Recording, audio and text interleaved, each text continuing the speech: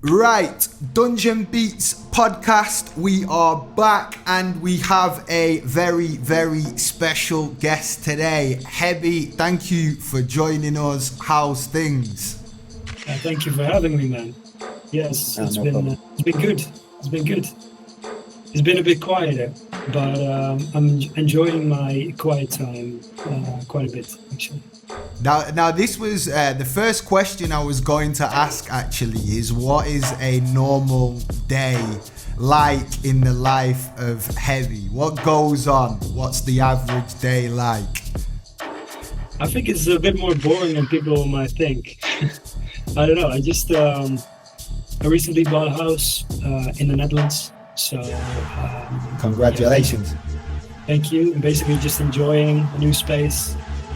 Doing a little bit of construction in the future, and I built a studio here in my room. It's just basically I'm back to being a bedroom producer, which is really cool because it's basically how I started and most of it started.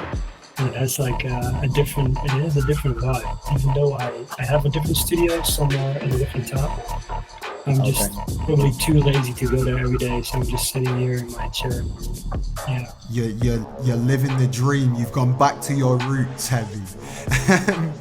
Actually, totally, because I started in this region in Brabant, it's called. It's a Dutch region in the south, North Brabant. And I moved to Rotterdam, and then I had my own studio, built my own studio, everything, big studio. And now I moved back to the town where I'm from. Amazing. And I have my bedroom studio again. So, yeah. Fantastic. Now, so just in terms of personal life and music, it's pretty difficult to balance sometimes the two. How do you intertwine the two things? Do you compartmentalize? Do you sort of say maybe today is a music day? Obviously, with moving house, I'm sure that was pretty stressful. But how do you match the two? How do you keep both things balanced, the personal life and music? Yeah, so I do work a different job 2 days a week, and that's because I want to take off the stress of having to make money with music. So in that case, I just can pay my mortgage, for example. I can pay everything I need in 2 days, and the rest is just extra money. I can make with mastering, for example, or label stuff, selling music. But for example, yesterday when I go to sleep, I just say to myself, tomorrow is going to be a music day. I don't have any plans. I'm just going to sit down, make good sounds, and hopefully a good tune comes out. And yeah, that's usually how I do it. Yeah, we just want to have a day for myself, no distractions, basically. Perfect. And how was that? Was that a difficult decision? I'm guessing at one point, were you full-time in music, or did you decide, okay, I'm going to take on something for a couple of days a week to relieve the pressure again and maybe become a bit more creative again because I'm feeling the pressure of having to do this full-time? How did that work?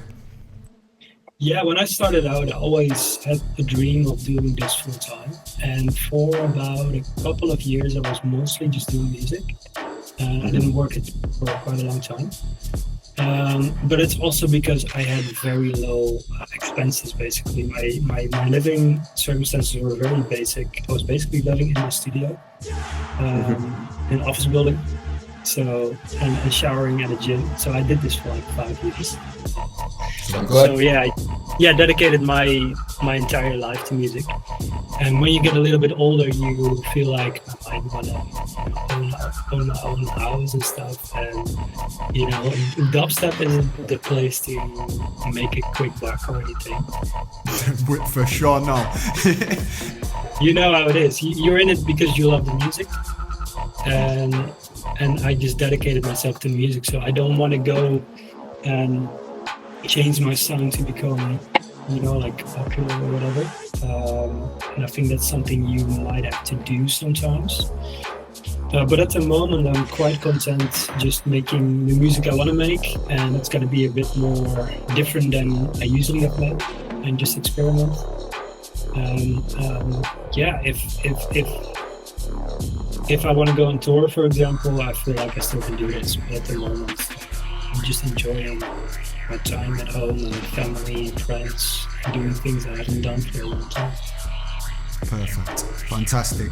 All right, so the town that you're currently living in, you've gone back to live there, but in general, how is the scene out there in the Netherlands? How does it is there regular nights? Is it something that is still growing, or how's that going at the moment over there? Yeah, it's been ups and downs over all the years that I've been making music. I feel like for me, I don't get bookings that much. I don't know why. It might be because I'm not as active at the moment.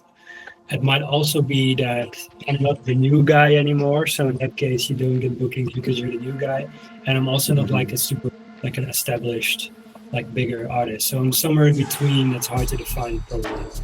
And it might also have something to do with the music being a bit less popular. So all those factors combined, if I really want to go on tour, I need to go to outside of Europe, probably. Yeah. Mm-hmm. Yeah. It's a bit tight. Perfect. All right. So before the interview started, I started with the tune Skinwalker Ranch, so which was recently released on your new label. Is it Zeal or Zeil? How am I pronouncing it? Zeal. It's a Dutch word. Yeah. Zeal. Okay, so can you just talk to me a bit about that new venture, how that came about, and how it's affected the sort of direction of your music at the moment, having your own imprint to be creatively free on? Yeah, that's a good way to word it. It's a way to be creatively free because I've always released on other people's music labels and other labels. And the thing is, what you do with a label is you send music, you keep sending music over months, and then after that a selection is made, of course, and then that's the EP. But only rarely was it my idea to have those tunes on one record, for example. So it's always, you have to work together with the label, they have to like it, you have to like it, and then you sign. And it's always a question if they sell and if you see any money for it. So with me starting a label, I just like the idea that I want to release this, I want to make my own artwork, I want to do my own mastering, I want to release it when I want to do it. And I have all the freedom with the new label. And I'm starting from scratch, but it's also super exciting to see people actually buying the music, being happy with the releases. So with baby steps, I'm really enjoying to be part of this. I suppose it's the most personal thing you can possibly do, especially if you're doing absolutely everything. Production, artwork, mastering, mixing, the whole thing. It's very personal. So if people are digging it, then obviously it's going to feel much better than maybe just putting out a single on a label. Yeah. And I do not think it's perfect because I don't think my mastering or my mixing or my artwork or anything is perfect, but it's me, you know? And I think that's the most important thing that I wanted to embrace the coming years is just, being my imperfect self and releasing music that I feel is good enough to release and that I stand behind. So yeah, in all of those senses, it's a very personal and it's basically my soul in the music and what I think of how it should be. And it's Zeal means soul, so that's why I chose that as well. Nice. Fantastic. All right, we're just going to have a quick little break. We're going to play a tune. This one is Access Denied, which is yourself and one of my favorite producers, 11th Hour. And then we will get straight back into it after this one with Hebbe.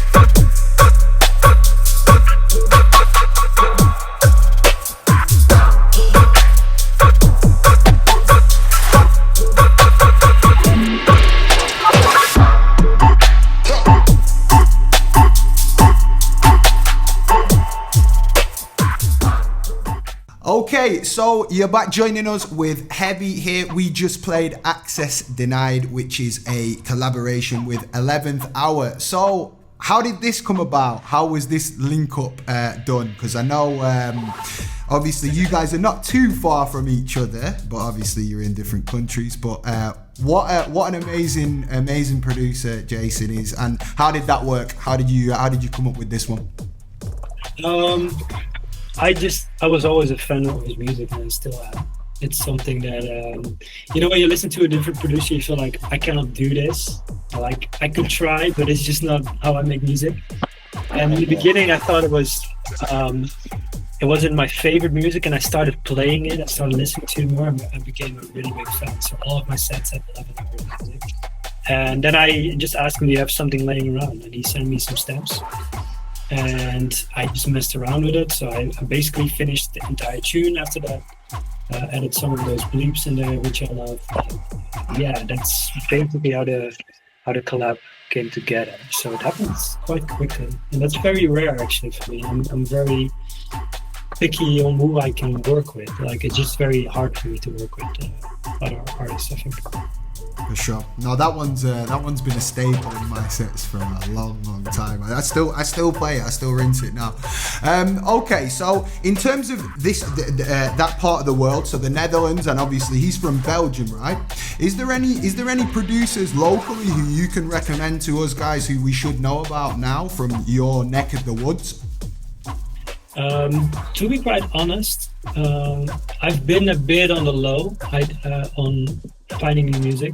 Basically shut myself off again for a while and just focused on my other stuff. Sounds very egotistical, but no, not at all. It's necessary sometimes. It's fine. It's necessary to not get any like influences or whatever.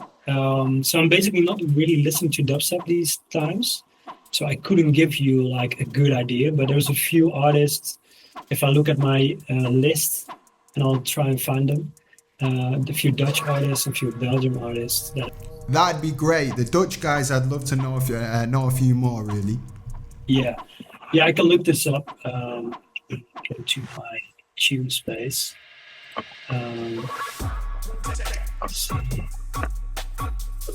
Around here. Yeah, this guy called Mob Killer, which I really love. Mob Killer's great. Yeah, Marco is really great. Other than that, there is, of course, some Belgian guys like Seven Kids. He's also new, also really great. Extra is doing bigger and bigger stuff. Yep. Yeah, there's a few others that I forget to mention, but those are the ones on the top of my head.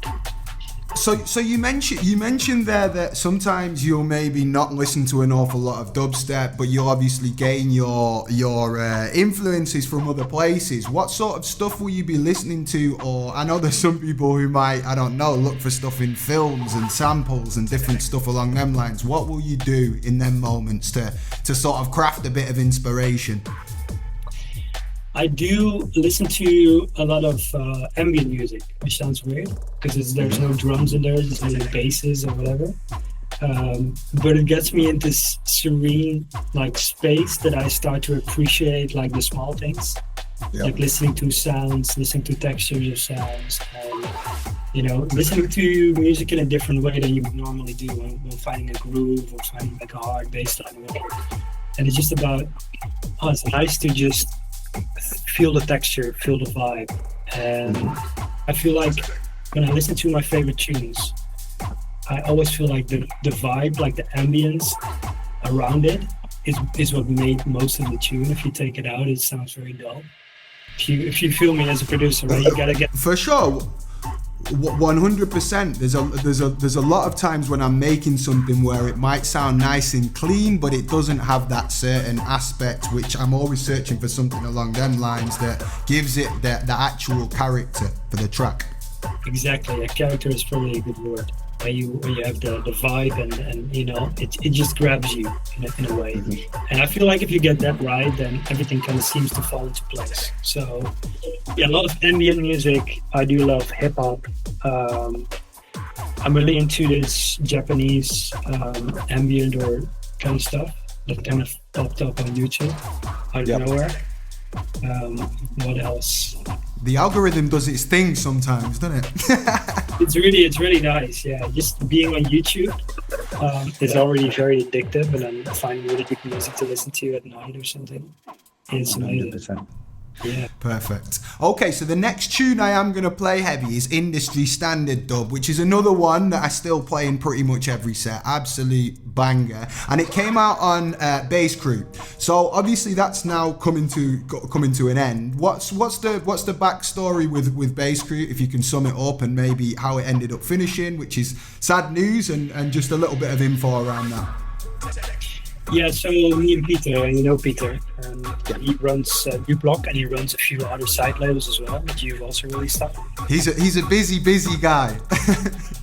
He was basically, he was the backbone. He was the the accountant of the label, and he was always just on point. And I'm not a guy like that. I just want to do something, and I don't feel like it, and he just does it straight every day. So it's really impressive. But because I wanted to start my own label and also release my own music, there was just too many conflicting things. Because do I want to release on Buzzcry? Do I want to release on Duplock? Do I want to release on this label? There's even more things grabbing my attention.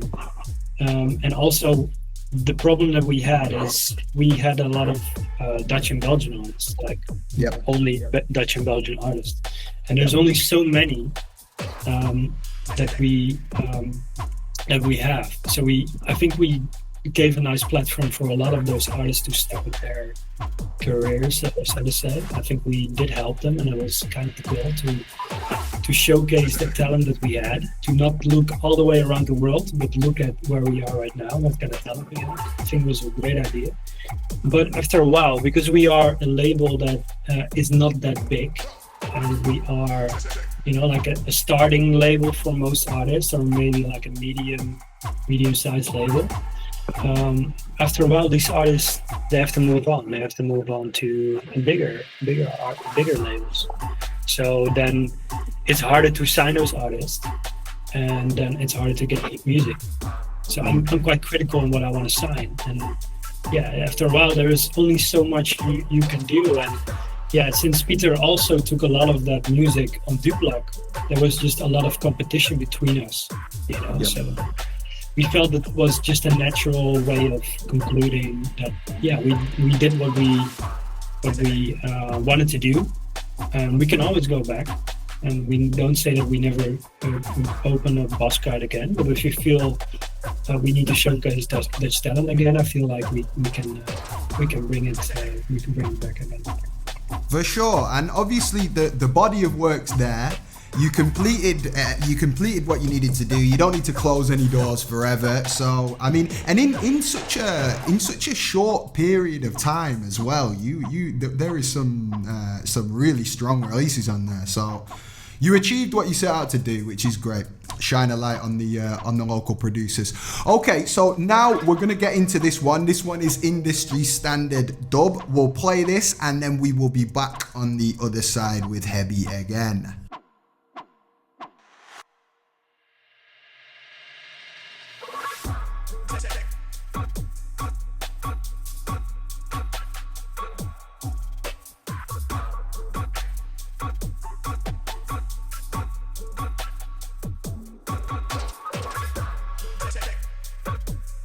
Okay, so that one was Industry Standard Dub by Hebbe, and that one is out now. Absolute heater, my friend. As I say, still a staple in my sets. Okay, so we've talked about you and your own labels, and we are going to go back to Seal later on. We're going to talk a bit more about that. But obviously, you've, in terms of labels that you've released on, the list is extremely strong. I mean, I've got a list here of just some of them. So Version, Crucial, White Peach, System. How have you found working with labels? I know obviously you're now doing your own thing, which is great, but how was it releasing with them people in the past, and how was the experience with that? Yeah, it was usually very good, because when I released on most labels, it gave me a lot of attention, and it made me be able to tour and see the world. So I thank them for that. is something that in the beginning when I started making music, I didn't want to be bothered to release my own music, and I've never done it before. Only with Zeal now is the first time. So, yeah, I always released music with other labels, and yeah, the thing is that after a while you feel like, I don't know if this is what it does for me anymore, because in the beginning it had this allure to me that, oh, I want to be on this label, I want to be on this label. If I get here, then I made my goal of becoming this good or whatever, like all these measurements I had, and I got to feel like I don't really care. Like, I don't care. I just want to make good music. Like, I don't know. It's something that doesn't feel like I need to do anymore. And I felt I've already started a bit at Bosca, and I'm like, that's fine. I can do my own thing. I can just start what I want to do. And if I just want to do singles all day, every month, then I do this. If I do a whole album, I'm going to do that. It makes no sense. It doesn't matter. I just do what I want to do. I had a similar experience in that sense, where obviously when you're young and growing up and you see these labels, which are fantastic, by the way. I'm not talking specifically about any label, but then when you maybe do get a release on a certain label, you realize it's maybe not all it's cracked up to be. It's a fantastic achievement, and it's something you can tick off the bucket list.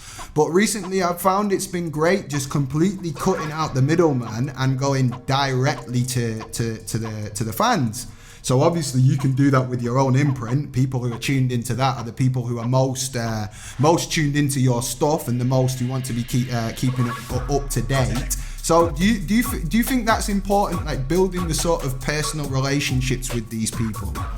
Yeah, I think we live in a time where we can be our own boss in the music industry. Like, we are the ones, we can use social media, we can use YouTube, we can do these interviews like you do. There's so much stuff we can do. There's no one gatekeeping, the underground. I mean, if I want to release vinyl, I can do vinyl.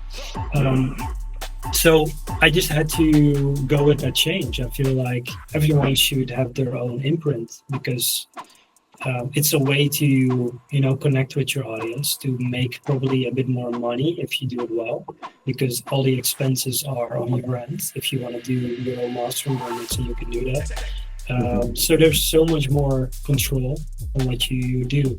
So like, I figured out the first release I did with the label Skinwalker Ranch, and it's not like a lot of sales, but I felt like, oh, I'm actually, like I see a sale this day and the other day another sale. It makes me feel good. It's like people are actually buying music still. Like I didn't know this, because I never really saw a lot of money from labels. There's only a few of them that still pay my royalties, and the rest of them I don't hear from them. So that's nice to have. I've had similar experiences, but yeah, that direct, you see a sale on your own Bandcamp and you feel happy about that. yeah, it is, and it's just a different way of being more involved in the music industry. That it's not always a nice place, but if you just shut everything else off and do your own thing, I think that's the nicest way to experience the music industry. For sure. In terms of Zeal then, is there any plans to do anything in terms of releases from other people as well, or is it just going to be strictly your music, or maybe are you thinking about branching off into events and different stuff, or is it strictly just the music? At the moment I'm just doing singles for myself, but I'm already in the process of signing a few tunes from other artists.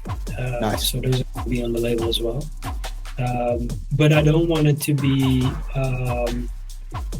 some labels, they release every month, or they release every so often that you expect to release from them.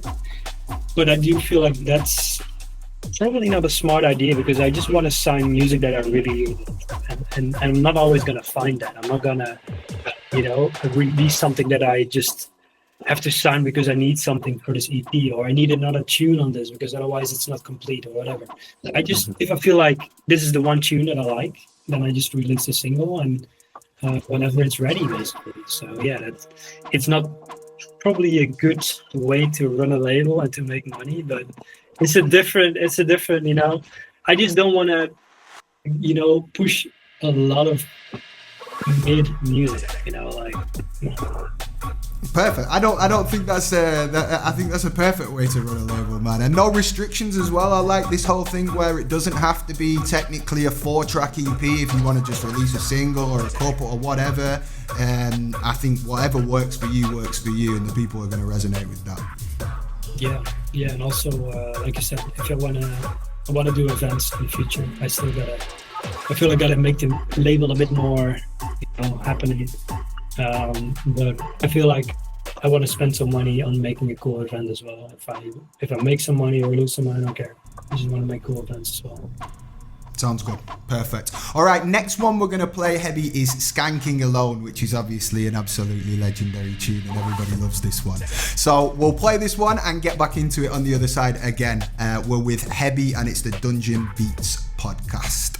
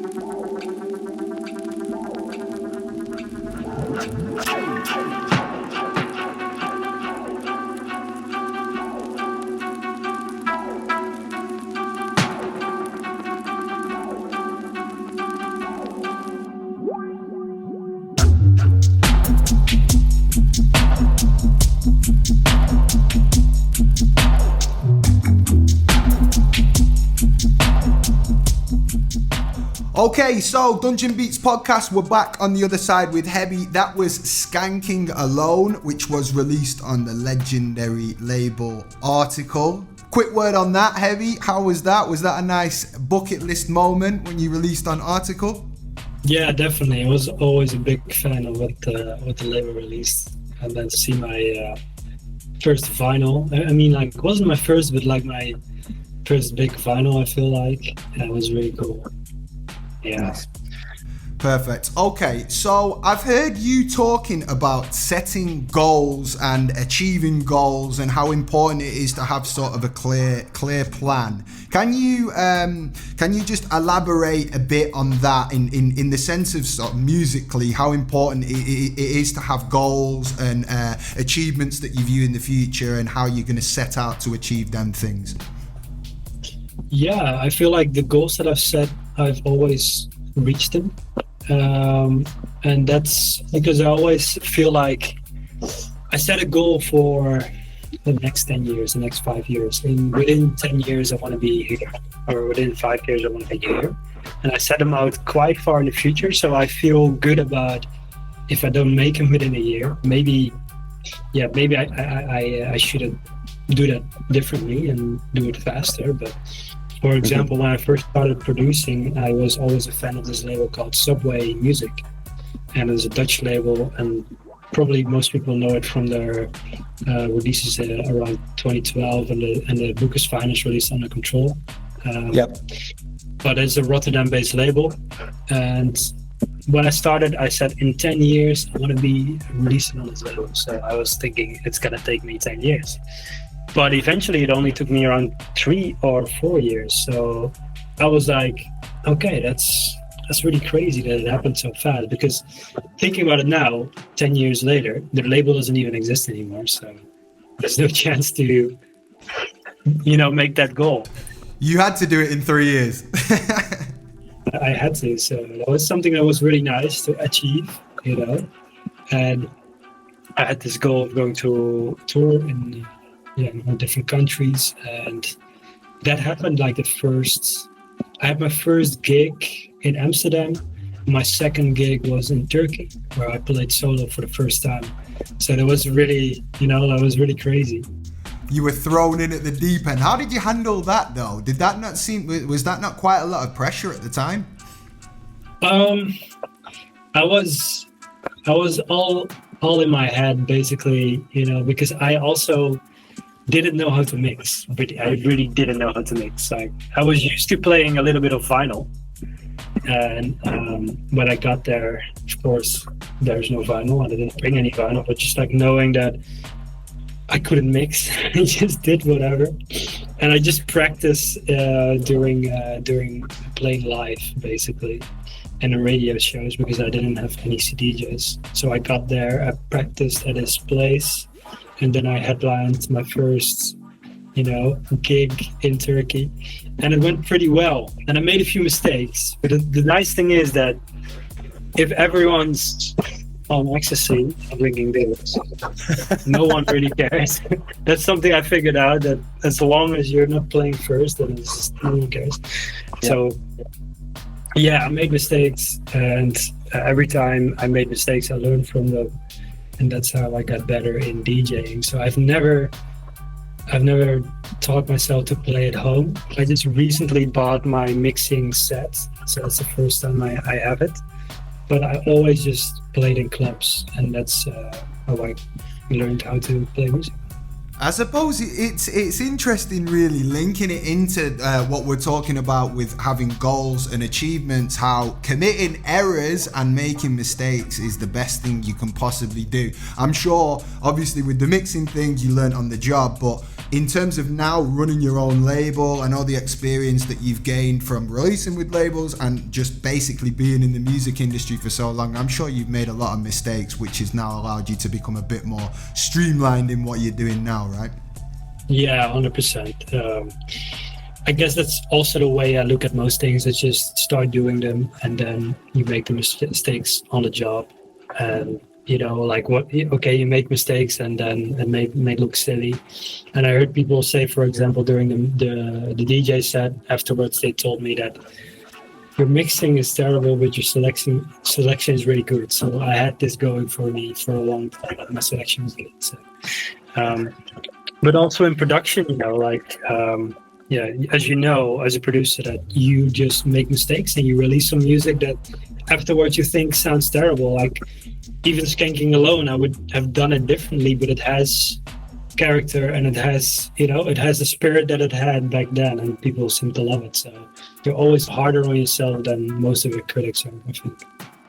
100%.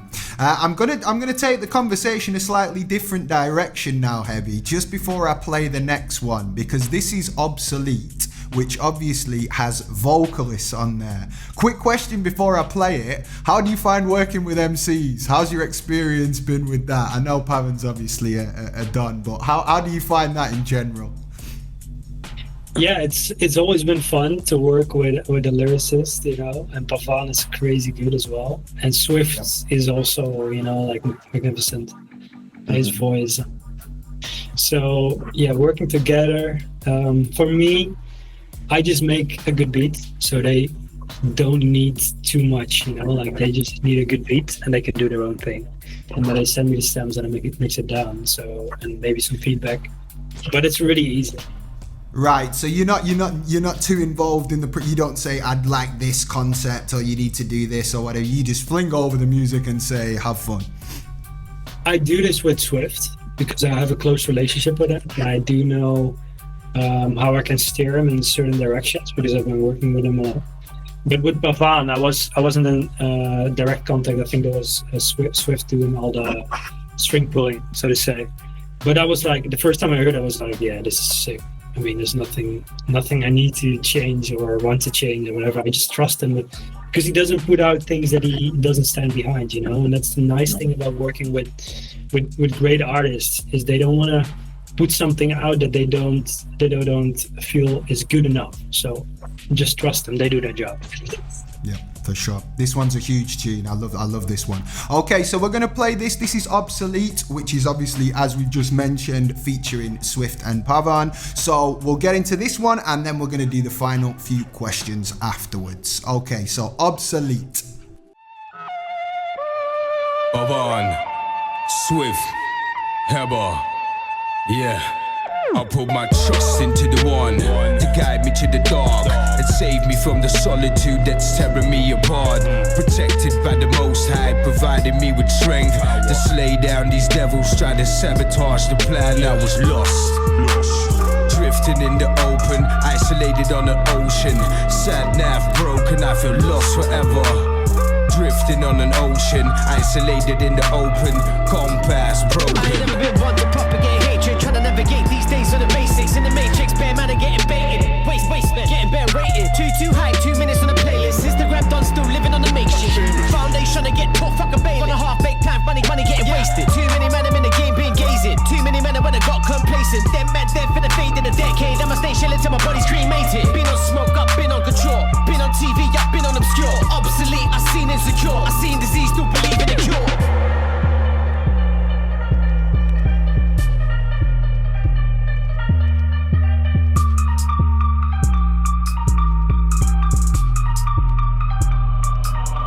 I put my trust into the one to guide me to the dark and save me from the solitude that's tearing me apart. Protected by the Most High, providing me with strength to slay down these devils trying to sabotage the plan. I was lost, drifting in the open, isolated on the ocean. Sat nav broken, I feel lost forever. Drifting on an ocean, isolated in the open, compass broken, obsolete, deprecated, desolated. The situation straight escalated, hallucinated, sleep deprivation, recalibrated my destination, dedication and aspiration, elevated through revelation, tribulation or retribution. I'm in the making. No dissolution, the greatest fuck up is expectation. This evolution, I'm changing. Only roll with the safest. Next generation is faking. Fake information is Satan. Discrimination is dated. Reality, we must face it. Put my trust into the one to guide me to the dark and save me from the solitude that's tearing me apart. Protected by the Most High, providing me with strength to slay down these devils trying to sabotage the plan. I was lost. Okay, all right, we're back. So that was Obsolete, and as we said, featuring Swift and Pavan. So, all right, we're going to change up the subject again, Hebbe. You're a very versatile person inside the music industry, and obviously you offer mastering services. I've been lucky enough to have a few masters done by you through Dungeon Beats, and they're always absolutely top notch. So can you just talk to us a bit about the mastering services that you offer, when you started, and sort of the process of that? Oh, thank you. It's good to hear that you like it.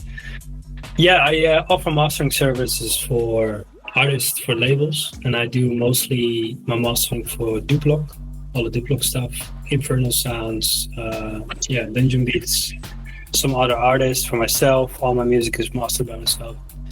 And I offer them for €35 with a good discount if you get like a package, a bigger package, or if you are coming back frequently. So I've been doing this and mixing sometimes for some artists. It's like doing the mix downs and mastering, and I just find it a lot of fun to work on other people's music and to help them bring the best out of them, it's just incredibly satisfying to see that.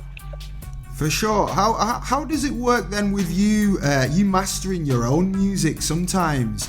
Do you ever feel like it might be beneficial to get a fresh pair of ears on it, or obviously you trust yourself that much that you're quite happy doing it yourself? Yeah, I 100% what you say is I do get a fresh pair of ears. So I have a few producers that I really really respect, and I send them my music, such as Distance. He's like he has some good Legend. ears. Yeah, he's a legend.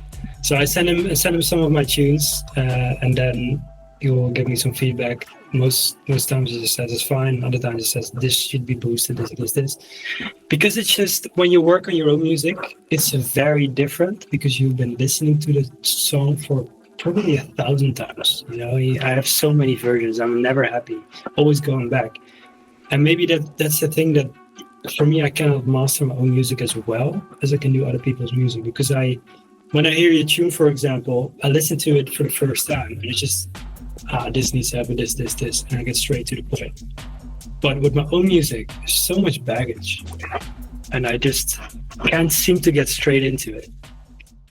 That's exactly why I asked the question, because by the time that I've mixed down my own music, I've listened to it, like you say, 1,000 times, I might be almost bored with the tune at the time, and then I reckon for me, I wouldn't have the objectiveness to master it. So obviously it is very important that you get somebody else to come along and say this needs to happen or this needs to happen.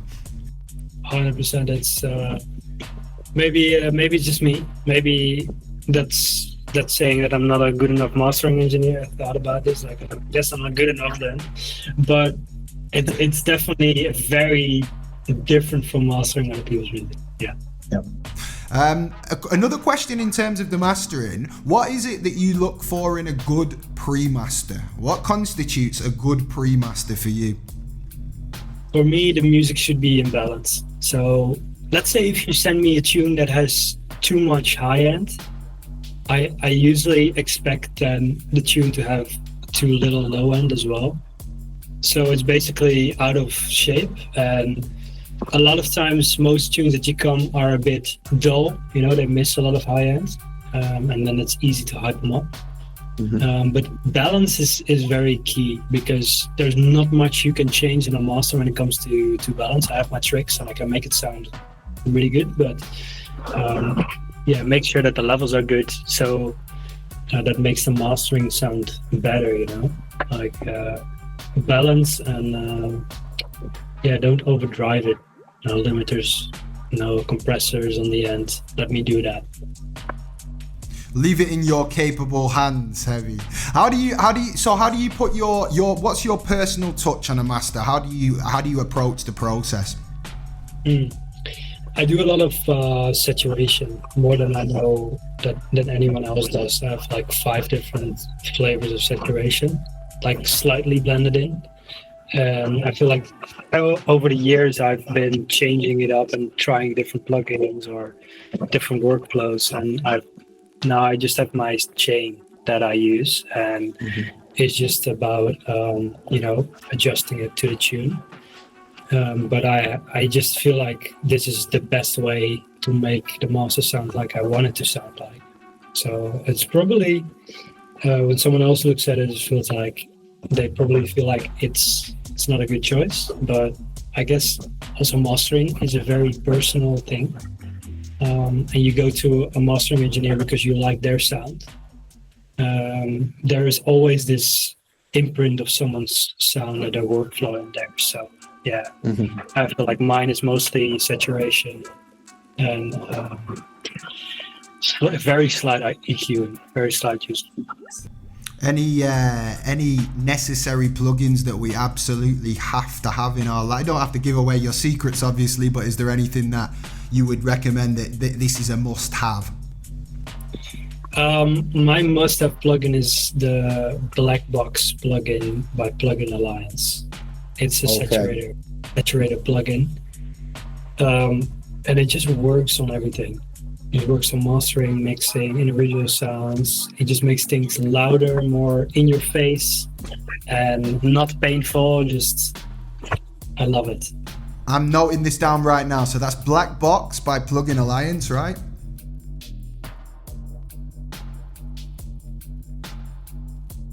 Yeah. Hebbe, just before I let you go, we're going to play another tune, and I didn't actually mean to do that, but the next tune's called Go. It's your most recent release. Talk to us a bit about this. I'm loving the flavors on this one. The breaksy stuff coming through there as well, man. This is a sick tune. What? Talk to us about this one. Nice, yeah. This my latest release, of course, on Seal. It's a tune I probably wrote before the Corona thing, 2019, and always loved it, and never got a good mix down. But back to the whole conversation about mastering, like, it's just I had such a bad time mixing this down, and I still feel like it's not good enough, even though it's released. But yeah, what I wanted to do is just focus all the energy on that bass, and then have some syncopated heads and percussion and snares going on, not a standard dubstep tune. On 130 BPM, so it's a bit slower. I was pretty inspired by this tune called C5, I think. Aishan Sound? Hodge and... Yeah, Hodge and Aishan Sound. It's one of my favourite tunes ever, man. What an absolute heater that tune is. And the tune doesn't sound anything like it, but I was inspired by it. Like, I love the slower sound because I didn't do a lot of those. I was really stuck in 140, but I want to do something like this. This is really cool.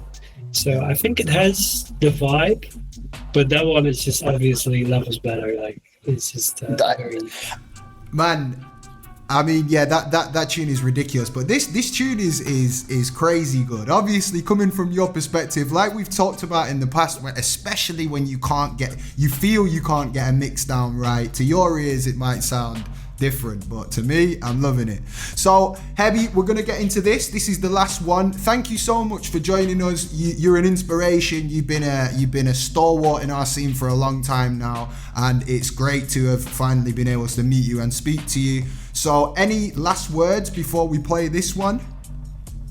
Well, obviously, thank you for the interview. You're such a great interviewer. It's just very nice to talk to you. Happy to connect with anyone online. I love everyone that's supporting me on Seal, and I hope you're gonna love the next releases and my first album as well. So that's the first time I'm announcing this. Ooh, exclusive for the Dungeon Beats gang. Brilliant. All right, and also, Hebbe, just quickly, if people are interested in obviously getting involved with your mastering services, how are they best finding you? Oh, they can reach me via my email. It's called hebbemaster@gmail.com. They can link to me on SoundCloud, on Instagram, wherever I am. But the best way to reach me is via the email. Perfect. Thank you very much once again for joining us. We're going to play this one to finish out, which is Hebbe's most recent release on his new imprint Zeal. And this one is called Go. Thank you very much for joining us.